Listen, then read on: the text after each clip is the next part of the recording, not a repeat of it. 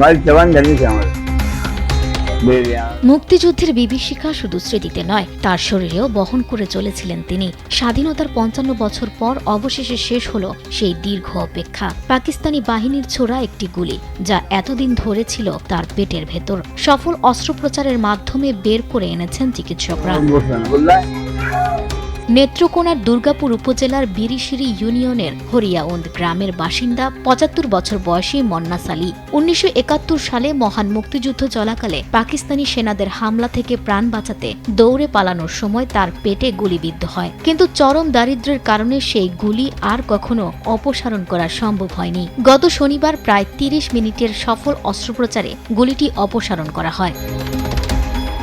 অর্থের অভাবে করতে পারেনি চিকিৎসা।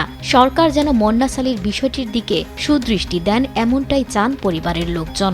আমার বাবা ১৯৭১ সালে হানাদার বাহিনীর গুলির আঘাতে বিগত ৫৫-৫৬ বছর কষ্ট করেছে, কিন্তু আমরা জানতে পেরেছি আমাদের আব্বার পেটে গুলি আছে, কিন্তু আমরা হয়তো চিকিৎসা করাইতে পারি নাই। সরকারের প্রতি আমাদের একটা আকুল আবেদন যেন আমার দাদার প্রতি যেন দৃষ্টি থাকে। স্থানীয় যুবক মোশাররফ বিষয়টি জানতে পেরে তাকে হাসপাতালে নিয়ে যান। ওনার বাড়িতে যাই এবং গিয়ে আসলেই দেখি যে হাতে অনুভব করা যায় যে বাহির থেকেই যে একটি গুলি রয়েছে।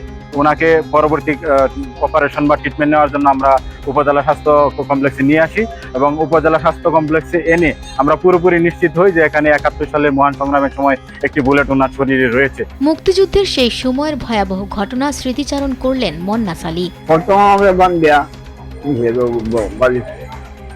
বাড়িতে বান্ধা নিয়েছে আমার বেরিয়া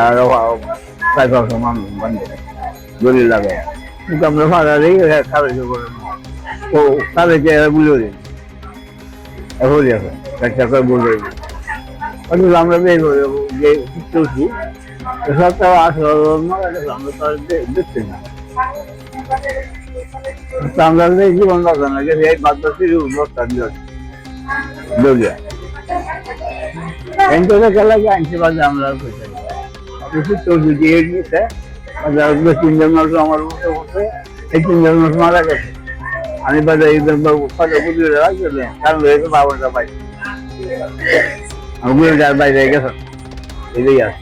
হাসপাতাল কর্তৃপক্ষ জানিয়েছে অপারেশন সুন্দরভাবে সম্পন্ন হয়েছে। বর্তমানে মন্নাস আলীর শারীরিক অবস্থা স্থিতিশীল। তাকে আরো কয়েকদিন পর্যবেক্ষণে রাখা হবে, এরপর ছুটি দেওয়া হবে। ওনার যে হিস্ট্রিটা দিল যে ওনার মুক্তিযুদ্ধের সময় একটা গুলি লেগেছিল পেটে এবং এটা নিয়ে উনি এখনো লাইফ লিড করতেছেন।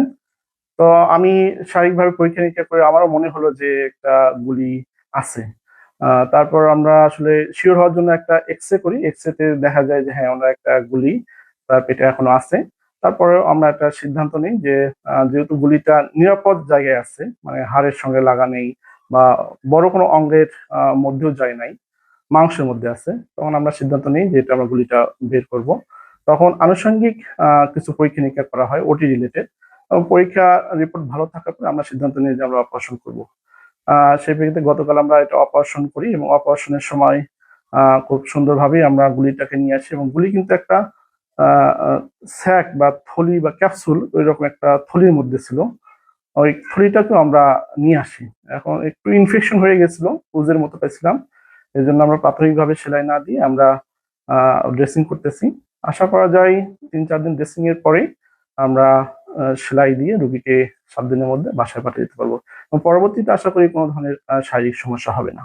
এই ব্যাপারে ওসি মহোদয়ের সঙ্গে কথা বলেছি, উনি ওনার ঊর্ধ্বতন কর্তৃপক্ষের সঙ্গে কথা বলে আমাদের সঙ্গে জানাতে চাইছে। আপাতত গুলিটা আমাদের কাছে আছে। উদ্ধার হওয়া গুলিটি প্রয়োজনীয় আইনি প্রক্রিয়ার মাধ্যমে যথাযথ ব্যবস্থা গ্রহণের জন্য স্থানীয় থানা পুলিশকে অবহিত করা হয়েছে। নিউজ ডেস্ক, দেশ টিভি।